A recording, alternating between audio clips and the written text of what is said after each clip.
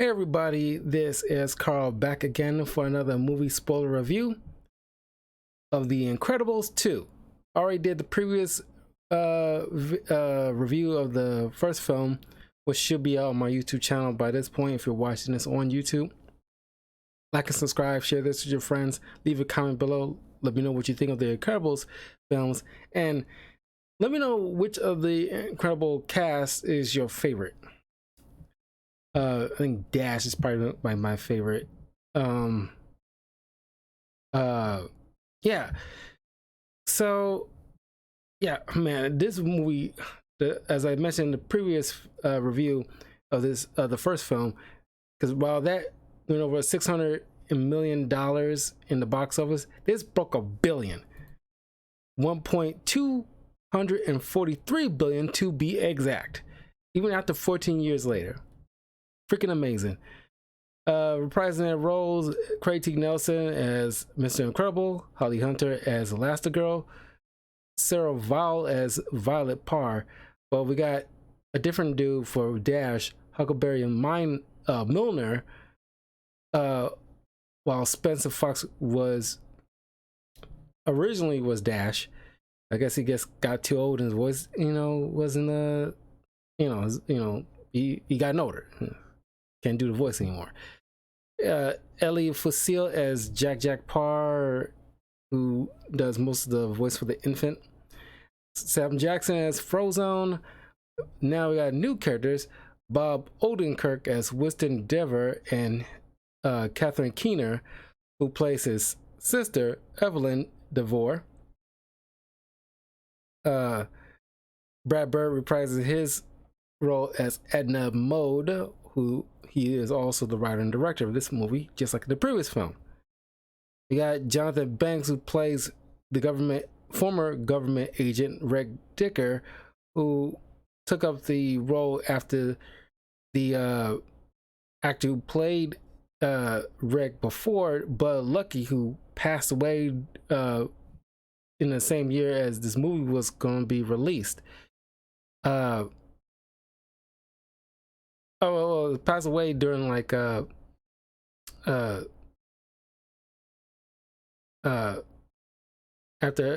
when like there was about to film this thing, he got replaced. And Michael Bird plays as Tony Rodinger, Violet's love interest. So picking up right as the movie left off, where they stopped this discount Mole Man, because as much as I love the Incredibles, they're discount Fantastic Four, aside from two characters who doesn't share the same powers as the Fantastic Four family. They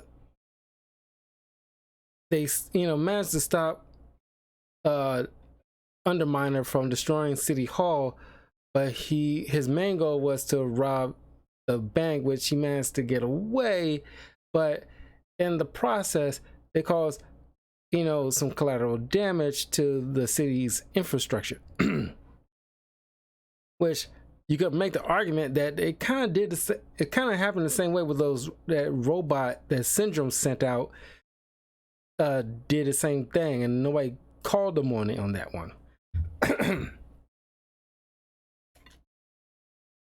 But loving in like trying to stop this giant drill from causing so much destruction, the kids, and this is one criticism I have for this film, where it's like, or at least for the mom, she kind of regresses from what happened in the previous film, where she allowed her children to some agency.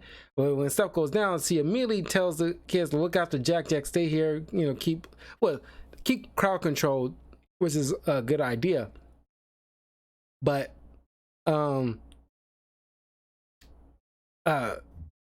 it's, well, again, you got somebody to look after Jack, but it's just like, man, that's slightly a bit of a regression.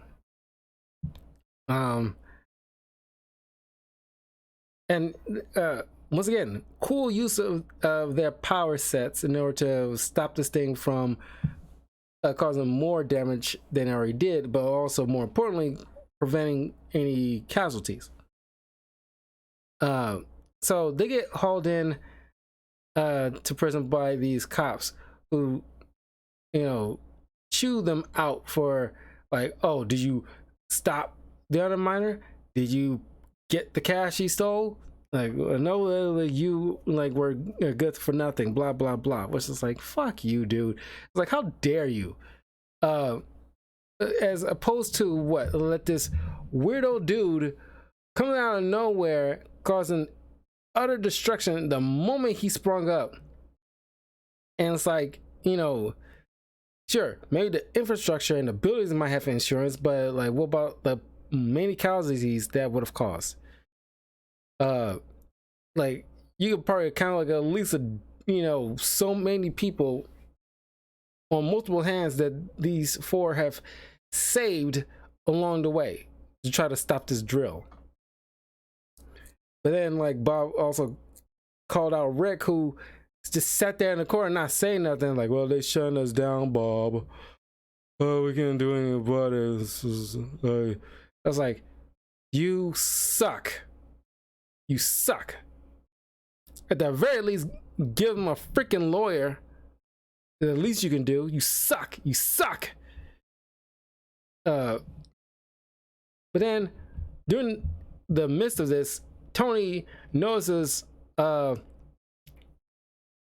Violet, who stupidly took off her freaking mask because she's a petulant child. Don't forget, she's still a child, despite, you know, her maturing a bit, but not as much.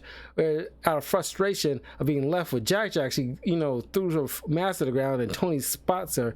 Now she has to tell her dad, who he in turn has to tell Rick to try to deal with that, at least the one last favor, just to deal with that, so the kid won't ostracize Violet at school and completely mind wipe her entirely from his memories, not just the incident. So now he doesn't remember asking her out on a date to the movies, which will in turn cause him to unknowingly stand her up.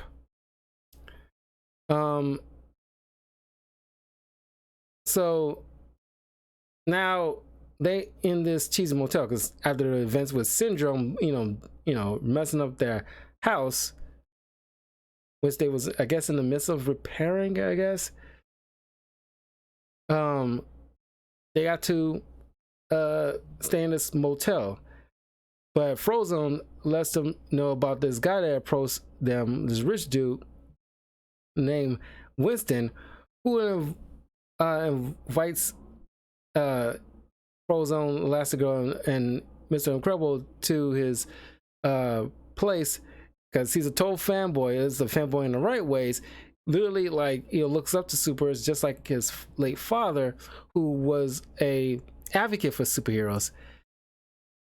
And he wants to, because he saw the good that they did and how unjustly they're once again being treated and not being appreciative of their hard work.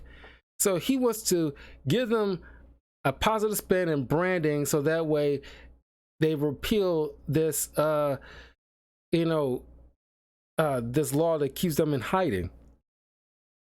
But they got to play this smartly, so that means less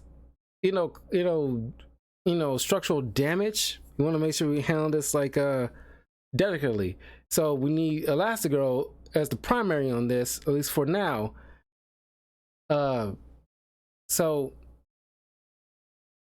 she's hesitant at first, and Bob was like, has to be, he's still encouraging, but part of him is like kind of like a little irked because he's Mr. Incredible. He's kind of like the Superman of this situation. He has to take a back seat for essentially his Lois Lane / Wonder Woman, which he doesn't want to seem like a jerk, because like she's a very capable superhero in her own right, but he has to take a minute and it's like, okay, like I'm not going to sit there and like bash my wife for just for the sake of me, because like I'm like butthurt the fact that I wasn't picked first.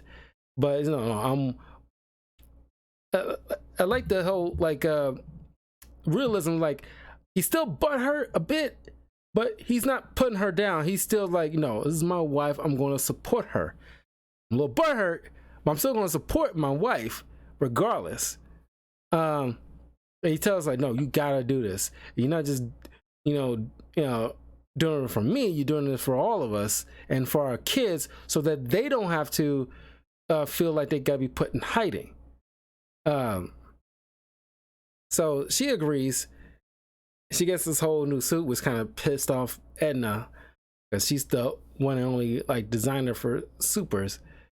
And so she goes out and of course they get relocated to one of Winston's spare mansions that's he's really not using like that. Oh, he tells them about the story about his father and how they lost him tragically. It's like not too long after they were forced into hiding from the lawsuit that there was like a break-in. This is when like the children when the Denver kids was small children. Well, no telling how old exactly they were. They make it seem like they was young kids, but during a flashback, this dude seems like he's like decrepit a bit. There was a break-in in his house. Some burglars tried to break in. He tried to use two, it was like hotlines, like in the Adam West Batman series, where you have the hotline to Commissioner Gordon.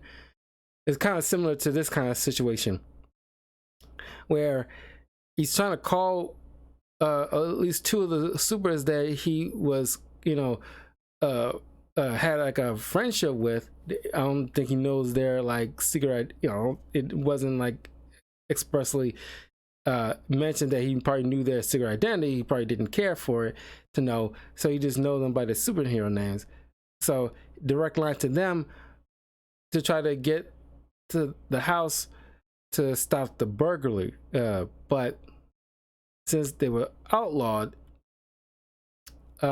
nobody picked up, and the father lost his life. And then 3 months later, the wife died out of grief, and the daughter is a little bit more miffed at the fact that they did have a panic room. They didn't bother to use it because the father was like so like adamant, like, oh, the superheroes will save us. They will get here. We don't have to really worry. But Winston doesn't see it that way, because it's like, I'm not blaming superheroes for that, as because they was pushed out. They would have been there if they wasn't outlawed and they was forced into hiding. So of course they couldn't answer the phone. He was a little more reasonable with that situation. So they decide to go to this other city, which you thought it would be like Metro's. It's kind of ironic because it's Metroville, but in like the Megamind movie, another DreamWorks film. Well, this is Pixar, but DreamWorks, Pixar, whatever. They kind of use the same kind of people to work on their projects, so they all kind of look the same anyway. But Megamind, operates in Metro City, and in The Incredibles is Metroville. So kind of like, I guess you can chalk it up to like a coincidence. I just pointed that out because it's kind of like weird. It's like, wow, I guess the city name was kind of like an afterthought. But utilizing this cool new motorcycle, which allows more fun, artistic freedom to show off Elastigirl's powers, because the bike separates in order to allow Helen to stretch a bit in various ways. And because she's chasing down this new train, that's being presented by the mayor of this other city called Urban. It seems like it's just called Urban. 1 second here.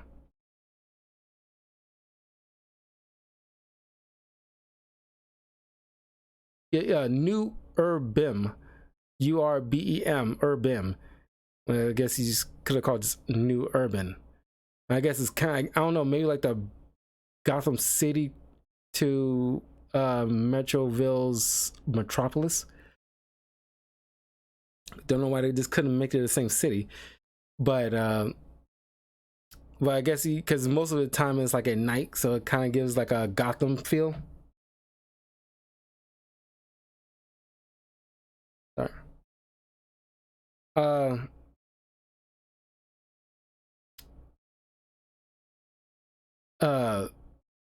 So she managed to get on this runaway train, and like, I watched a lot of superhero films and anime and stuff like that, and like My Hero Academia would have, teachers from My Hero Academia would have praised this immediately, where it's like the first priority is, asking like the people, is everybody okay? Does anybody, like need assistance or anything like that? So, because like the civilians, first priority, make sure they're okay before you take the next step. Usually, it's the priority. See, her instinct is like the people first. And then she goes check, at least reassure them everything's gonna be okay, people, and then go check on this situation at hand. And she notices that the train conductor is being hypnotized by this screen, and this new villain called Screen Slaver is like some kind of hacker.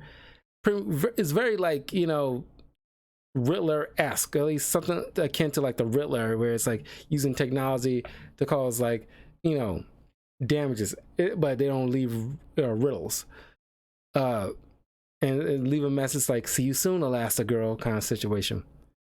But Elastigirl manages to stop the runaway train. Now, Bob's at home adjusting the fact that he gotta be like a stay-at-home dad. Now, the roles are flipped at this point. Now, instead of Helen being like the primary one looking after the kids while Bob is doing his superhero stuff, is now, but leads into the whole family working together to stop a threat. Now is Bob, staying home and now going through the challenges of looking after kids and raising kids, and dealing with stuff that Helen has to deal with helping children with homework and managing Jack and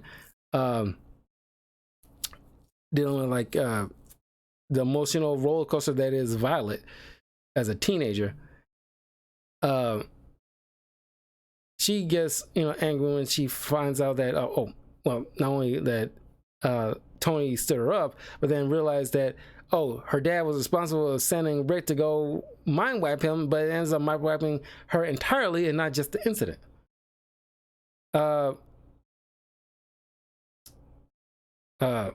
You get cool animation, her freaking out and try to destroy her superhero suit, and it's because Edna making it so durable, she can't just destroy it by conventional means, and she's sitting there biting and freaking out like, well, like all the guys just looking at her freaking out. It's so hilarious. Then like Bob has to, after reading to the baby, putting the baby to sleep, and he walks out trying like, okay, handle stuff with the kids. We had dinner. I just want to, it's like mom time. I want to watch TV. Time to myself. But then Jack just shows up, stands in front of him, and puts like a map book in his face, and it's like, he just shuts off TV. Gotta be a dad. And it's like, helping.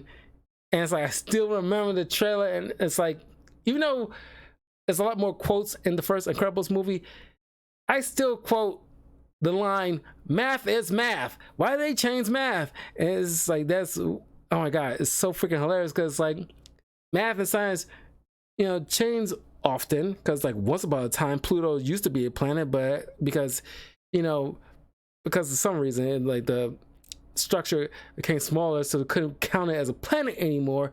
It's a dwarf star kind of situation. So science changed. We don't consider it a planet anymore. So like, math, we learn new math equations every once in a while. So now it's like all the stuff that Bob would have learned, growing up, most of that stuff has changed. And we all been there, where it's like, when you got taught by our parents, helped us with our math studies as kids, and bring it to school, and there's gonna be times when like certain things that the teacher points out, like, oh no, this is how we do it, this is how we do it, and it's like, that's not how it is. Like when did they change that? It's like, that's, it gets frustrating. And then they constantly bring us like, maybe we should call mom. I was like, no, I can handle this. No, we're not calling your mother. We're not bothering her. She's doing something very important. I can handle this. Because, Bob is still trying to be super, even in this role as a father, a stay-at-home dad. And it's like, no, I can do this. And you have to come to realization that, once again, you cannot handle these things on your own. Even something as this, you need assistance. And he eventually he leans on his friend, he leans on Violet to a certain extent in order to, handle a few things, because he gets worn out quick. And I love the whole thing after he finished with Dash. He sees like the baby woke up, and he's like, because baby just gets into crap. And they climb over stuff to get into crap, and he's just walking back, and he sees like Jax is sitting on the couch, know how to use the remote, because like they figured that kind of stuff out, and turn on the TV and just watch the TV, and it's like, and he's just reading, and it's like he's just so tired, he dozes off himself, and it's like, once again, I still remember, this is one of my favorite bits in the film, when Jack is trying to listen to him read, and he's drinking his bottle, he just like taps him on the cheek, like he's like, I'm like, it's like, fine. He's reading in frustration. It's just, God, it's so good. I love that. Oh, it still sticks with me to this day. Oh my God, Jack is amazing. They have a whole lot of fun with Jack, the animators. But then we finally get acknowledgement of Jack's budding powers, and because he's watching TV, and he sees like a movie where it's like this Robert wearing like a mask, and he sees like a raccoon out on one of the trash cans, and because he is nature's bandit, he's like, oh, robber, I won't stop it. And because he just used it, and they have fun with his powers, because it changes, you can just do whatever, and like if they're not careful, Jack could be like the most powerful villain. Because I kind of wish they won't do it, but if they want to make a third film set in the future where the kids are a little more adults, and Jack gets kind of like drunk with power, I kind of wish hopefully they won't do that, but they could easily lean into the fact that because Jack can pretty much do anything he wants, because you can see he got like laser eyes, he can morph into some kind of beast, he can multiply, he can phase through stuff, he can float, go into other dimensions if he want to, fly. I imagine if he can float, he can probably fly. Burst into flames like a freaking Human Torch, turn to like sticky goo kind of thing. So like Jack could be like the most powerful character, like up there in terms of being one of the most powerful characters in fictional history. But he just can't control it. But if he gets older and learns how to handle it, he can easily be very devastated. Um, uh, so he goes after this raccoon, and like this the fight between his baby and the raccoon is so freaking hilarious. And it's like it's like the one more the raccoon gets trapped in like this freaking demon baby just bursts into flames and start tossing the lawn chairs to the side and coming after him. The raccoon's freaking the heck out. It gets out and smart enough to dump over a barbecue pit thing with still ashes inside to douse the flames. You know, somehow this raccoon knows how to put out a fire. But then Bob comes in a nick of time and sees that, oh, my baby has powers. Now he got to deal with that, and he calls Frozone over to help with that. But then it's like, you know, he just beat to this point, and he goes to Edna, and it's the long, nonsensical talk to her, and she's listening in. It's like, what are you talking about? And then we gotta get the batteries, but it was only AA, but we need AAA, and I feel like this. And he's just, he haven't been getting sleep. And as you know, I imagine it's like a lot of parents that experience through this, especially dealing with their first kid. It's not like used to waking up at certain periods of time and trying to put the kid down and the kid get back up. And but you got like multiple kids dealing with multiple different problems for different ages. It's like exhausting. I imagine it's exhausting, mentally draining, and you just haven't been sleeping. And he's trying to fix things with Violet, even to the point of trying to like, okay, do this Miku thing, go into the place that he works at, his restaurant that his family runs, and tries to, you know, surprise her with it, so get another moment, try to patch things up.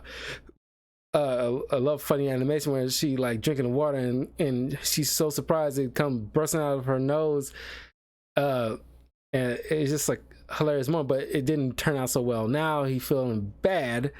It's like he's, you know, conveying to his daughter how he's sorry. He's trying to do the right thing, but it's all falling apart, and like I don't have a handle on it. And I'm trying to be a good dad, and she gives him a hug and says like, "You're not a good dad. You're a super." But then he just falls asleep because he's just so tired. But then you see the next moment where the next morning he's refreshed, but he's got covers over him, and Violet is making breakfast for him so that way he doesn't really trip over that. But all the while he's still kind of, I love the whole moment when he's, you know, losing it, where it's like, you know, somebody bought his incredible car, who is some rich fancy smancy asshole, you know, bought his car when he was told that it was decommissioned or something like that. And he still found his remote in his amongst his things, and he comes to the realization that it's like I'm not that guy anymore, and I can't just, you know, take wherever I want. And he's like shuts it off, you know, Dash aside like, yeah, missiles. It's like, it's so freaking funny. But he goes to pick up Jack and Edna just, you know, already fixed him up a suit, and he's like totally like embrace Edna's mannerism, licking his lollipop, and it's like in a way like he's like enjoying like a cigarette, and like it just does this little Edna Mose pose, like darling. It's like all this other stuff, and then like go to this whole password keys and like place his hand for it and like do the eye check, and it's like, you know, because it's a baby, doesn't know how to talk yet. It's like blah blah blah, and it gets the whole voice activation thing, and it's like the whole entire sequence is so freaking funny. God, it was so well done. You have so much fun with Jack. He's the best part. It's like there's so many good parts of this film, but Jack is really up there in terms of the best parts of this film. So good. But then, well, going back to Helen,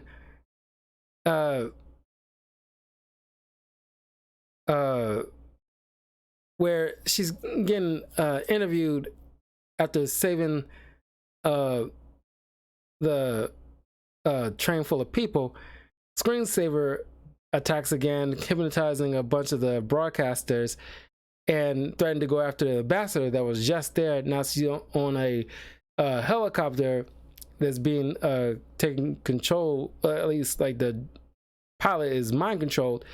So creative way to get her on to using her powers in order to get, because she can't fly, she has to go out through like inventive ways. Mark of a great superhero, been at this at a game long enough to know how to utilize her powers in significant in unique ways in order to get to a certain destination or point of interest or slip through things. And it's very Mr. Fantastic moments, two Mr. Fantastic moments that they, I don't know if the writers or the animators were cognizant of that. I imagine they have to be, given the fact that they're just discounting Fantastic Four characters, that they use two moments from the Tim Story Fantastic Four movie with Elastigirl that they, from the first movie, from the first Fantastic Four movie, they pulled that same stuff with Elastigirl. And the first Fantastic Four movie got chastised for that kind of stuff, where a lot of people let that slide with Elastigirl, which I thought was kind of wild to me, how that was like, kind of unfair, but I'll get to that moment soon. But she utilized her powers in order to get slingshot herself on board to the plane, save the people and the ambassador, and now she's like, there's a party in her honor, and Winston making an announcement that, because after he got approached by other superheroes in hiding, some new batch of superheroes in hiding, with unique gifts. They kind of remind me of, weird characters from My Hero Academia that has unique powers, but they're kind of gimmicky and doofusy to some extent. Not all of them, but like there's this like, well, let me go over them real quick because I kind of skipped over them in the character breakdown, but I want to wait until this moment to bring them up. But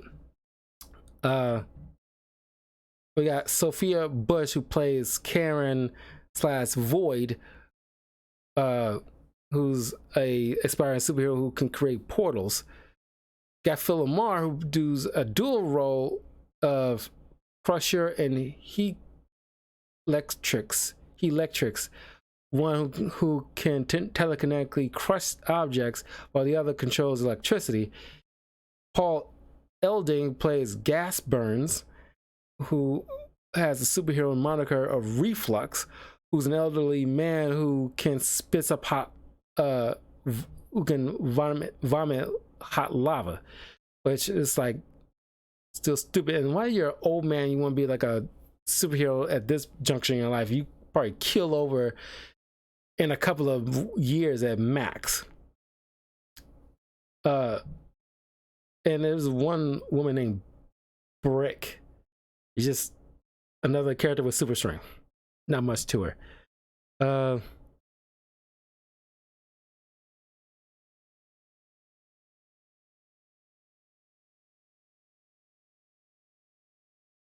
Did you know, like, the musical artist Usher had like a small role as Winston Dever's valet?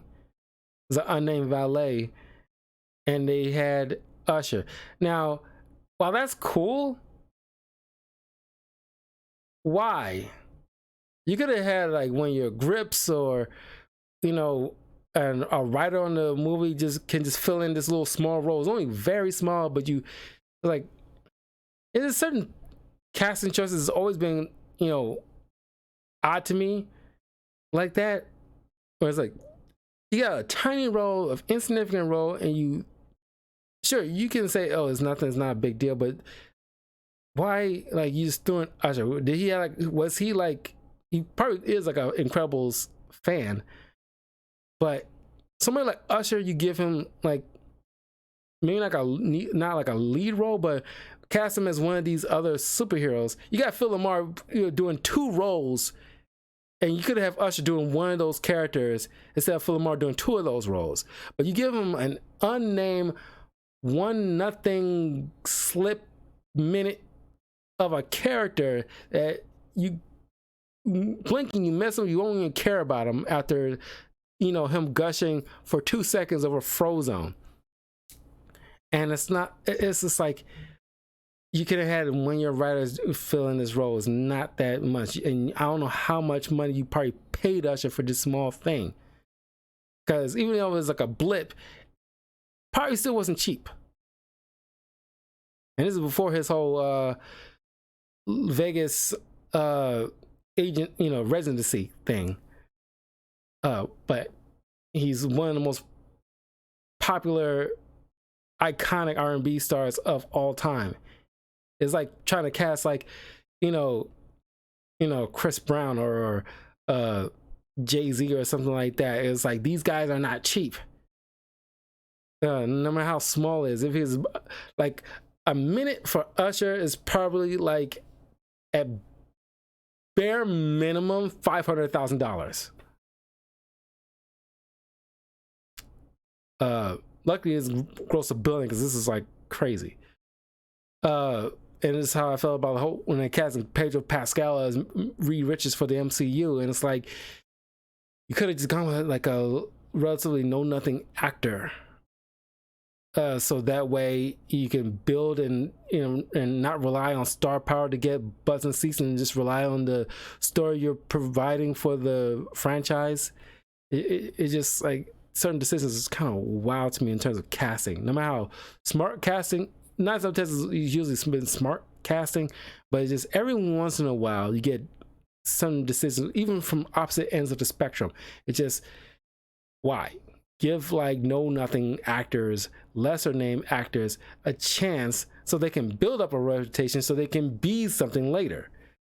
And just rely on their acting chops and the story that you're trying to provide to build something, add credibility. Anyway, so Helen, through some investigation, you know, well, after she happened to sit down with Evelyn, she come to a realization using her help about, like, you know, she got an idea how to track down Screenslaver, and she hold like another press conference, and of course Screenslaver couldn't resist, breached the communications line, so she tracked, using Evelyn herself to track down where this guy is to his apartment. And this is where the whole Mr. Fantastic thing. See, in the first movie, you see him, if you remember that, he uses his powers to slip underneath the door. Sure, you can argue it's like, you know, oh, the CGI is so atrocious. It's stretchiness. It's not supposed to look good, in my opinion. How you make stretchiness look good? It's just a limb that is stretched like taffy. I'm not going to, freak over the CGI because it's not supposed to look natural. There's certain times that CGI isn't supposed to look real. Anyway, and they, that movie got chewed out when, he did that. So, but you're letting it slide when she's doing the exact same doggone thing to unlock the lock on the other side, as opposed to just breaking it in, not knowing it's like booby trapped or anything like that. So she goes in and gets ambushed by this masked guy, Screenslaver, and tries to prevent looking at the screens so she won't get hypnotized. Leads to a chase outside the door, but she ends up losing him. At least for a minute, but then eventually manages to catch up with him, takes him down, takes off the mask. He turns out to be some kind of pizza guy, but he doesn't know what's going on. And some people criticize the fact that you have multiple instances of people being hypnotized via screen is not too much of a stretch that this guy might be another mind control dude, and you could have just questioned him a little bit more, figure out what's going on instead of, of course she still was uneasy about it, but she still allow him to get taken away instead of going immediately to the police station to try to question this guy further and see what was going on, to be certain. But it took her a while to, because it was still weighing her mind, but it took a while for her to actually act on it. I don't feel too bad on it because it's like, you're wrestling with it and you don't want to sit there and like jump the gun in either direction. But that's why you should have just gone to question this dude, just so you can feel, good at the end of the day about it. Then she come to realize, using like Evelyn's computer, and then looking at the evidence with like the goggles and everything like that. But then it turns out Evelyn is Screenslaver. And of course, you listen to her name, Evelyn Dever, Evil Endeavor. Of course, I don't think many people picked up on that. So other people have to point that out to others. It's like, you kind of not so subtly, but subtly hinting at who's going to be like the main villain, because you got a woman who's literally, if you sound out her name, Evil Endeavor, Evelyn Endeavor. And you get like another Mr. Fantastic moment where she utilizing Absolute Zero to minimize her stretchiness powers, when Dr. Doom did the exact same thing to Mr. Fantastic and everybody questioned it.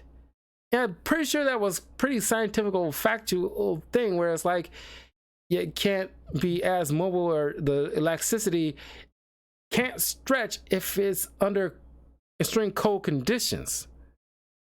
So like, I buy it, and I still buy it, but they let this slide while they chastise the first Fantastic Four movie when they did the exact same goddamn thing. People are fickle, and she's mad. She does her villain monologue, but she's mad the fact that people are over reliant on superheroes because there's just a kid who lost her parents. And it's like, they were too over reliant on the superheroes to come and rescue them. It's very like Lex Luthor-esque, whereas like he, wants, people to not overly rely on superheroes, let alone especially Superman. In order to solve their problems, you need like the people to like rise above it and handle things themselves instead of overly relying on this superpower god to help them. And that's how Evelyn thinks, where it's like people are like, my parents were too over reliant on superheroes instead of trying to rescue themselves, like going to a freaking panic room. And some people point out, like, why didn't they have the hotline phones in the panic room so that way you can kill two birds with one stone? I don't know, but I guess that point towards her argument on the fact that they was too over reliant or overconfident on the fact that superheroes are always going to be out there. But you didn't, it was very public that they were outlawed, and so they were put and they had to go in hiding. You didn't take the moment to consider, like, okay, I gotta move my hotline phones or something in like a closer to my bed, or closer to like inside the safe room or something like that. I probably have to move it because maybe they're not gonna come, whatever. So now she's hypnotizing Helen, who also hypnotized all the other supers. Her plan being to make sure that these hypnotized supers cause, because her brother is, inviting all these different ambassadors and other political officials from different parts of the of other countries onto his private yacht in order to get a bill signed to make supers legal again. So she's playing a long game where it's like, okay, I'm gonna gather all these supers, cause them to, you know, strike fear and damage to these officials on this boat. So now, no matter what, superheroes will be permanently outlawed. So now people could just fend for themselves.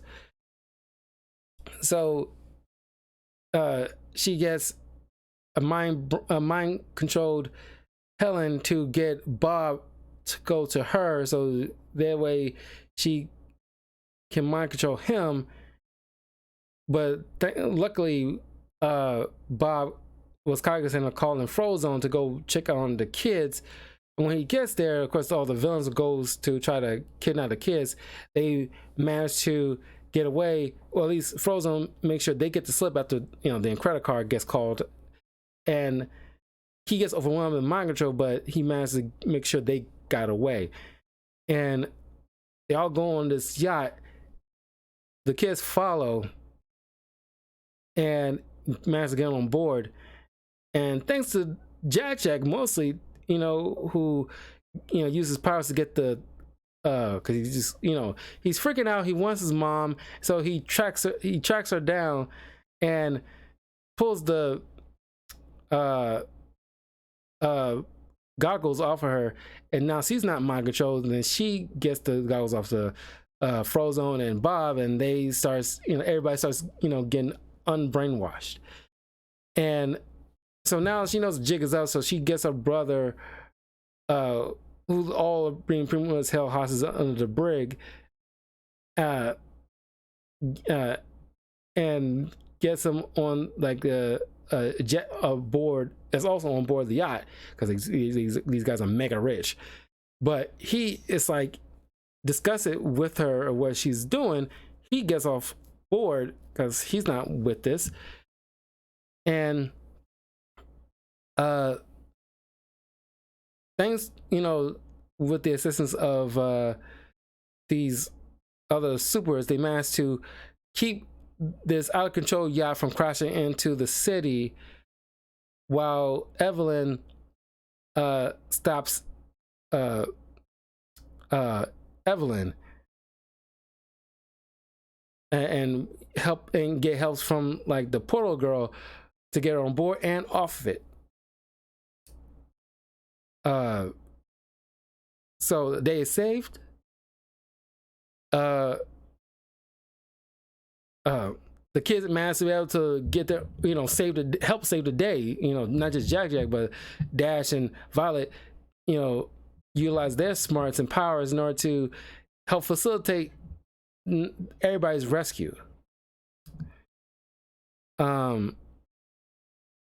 Now, the whole band superheroes are not a thing anymore.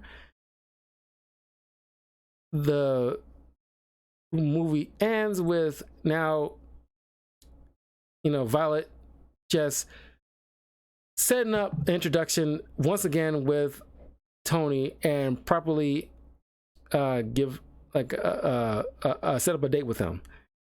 And so the family picks him up and they all go to the movie theater. And it's like, and of course it's embarrassing Violet, but the parents assure him like, we're going to movies too, but we're going to see a different movie, so don't worry, we won't intrude or anything like that.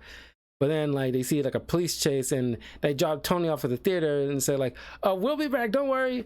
And they all go to save the day as a family. This movie is man, it's great. It's a reason why it broke $1 billion. It's fantastic, and astonishingly it managed to keep the same pace, not miss a beat, even after 14 years since the first movie.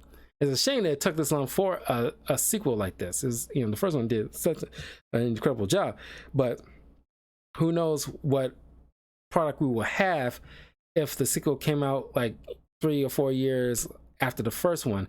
We might have a different story all entirely. I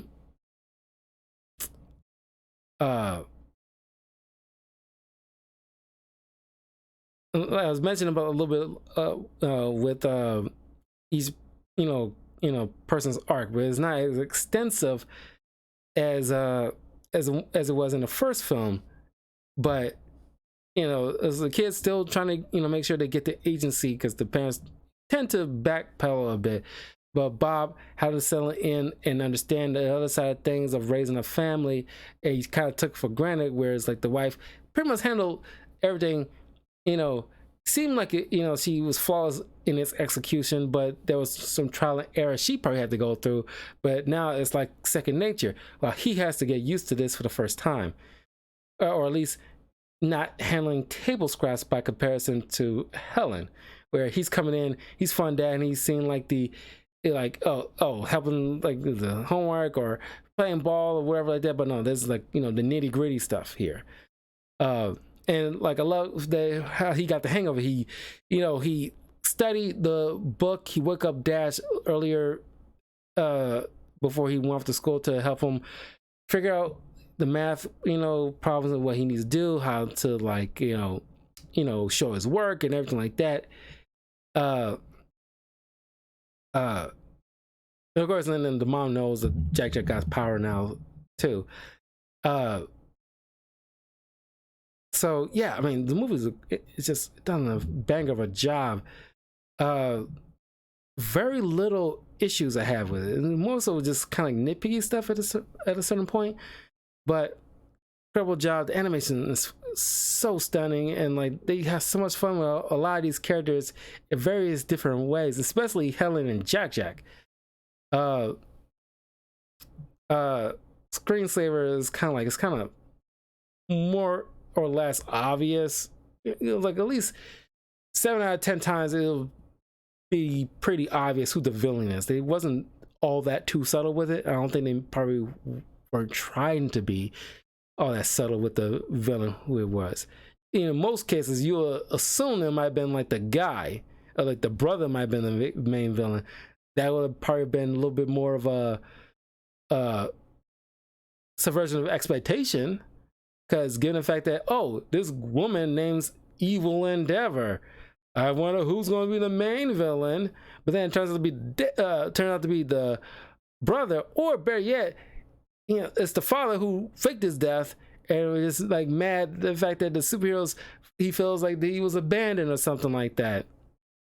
That would be a complete like, whoa, I did not see that one coming kind of situation. You was really leaning into the fact that this woman was still gonna be the bad guy. That would have probably been a good subversion of expectations, but I guess that wasn't the point.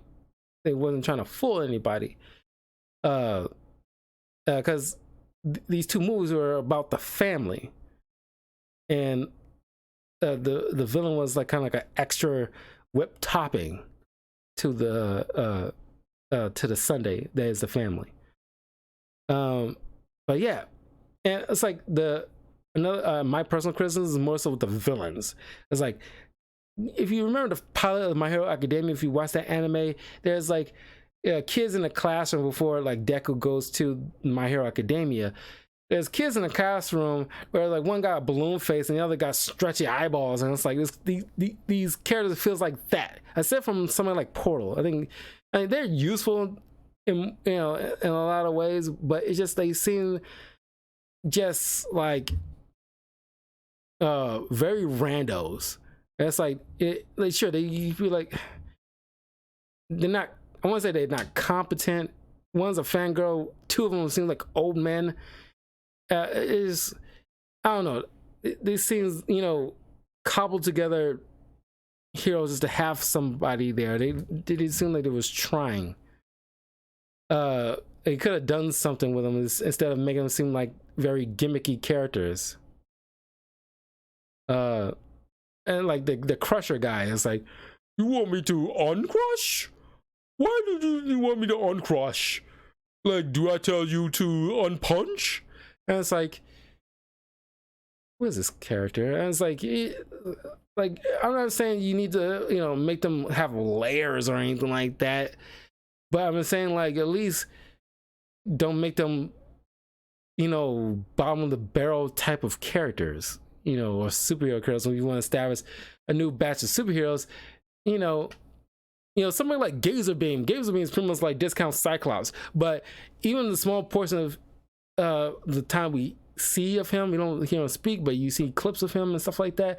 It's like he seems like an established superhero that, you know, is an adult man. His suit makes sense. It's like you can just tell just by, you know, the way he looks, where he doesn't look like a gimmick. You know, that's just my personal take on it. But yeah, that was both The Incredibles and Incredibles 2 spoiler reviews. They'll have this up on YouTube pretty soon, so let me know what you guys think of the films. But I'm gonna do one more film to wrap up Thanksgiving review month, and that'll be Cheaper by the Dozen, the first movie, and that'll be coming out some point next week, so look forward to that. I haven't seen that movie since I was a young kid. It's fun to just go back into it after all these years, because it's a very family-oriented film. Next year I'll need to like include some Native American type of film, given the fact that it's Thanksgiving month kind of thing. I need to add in some stuff, but anyway, I will see you guys tomorrow for more Overwatch, and I'm gonna do like a long 8-hour stream 2 to 10 on Thanksgiving Day of an Overwatch gameplay, because it's been a while since I do like a long stretch of a gameplay.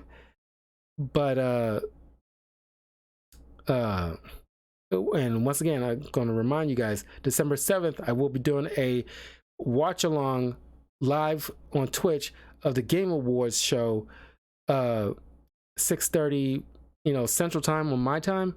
So if you want to join in and give your thoughts and chat with me, yeah, you can follow me on links in the description below on YouTube or Twitch or my Twitter or Instagram, if you want to follow me so you know where I'm live. Anyway, I'll see you guys tomorrow. Have a great night. Take care.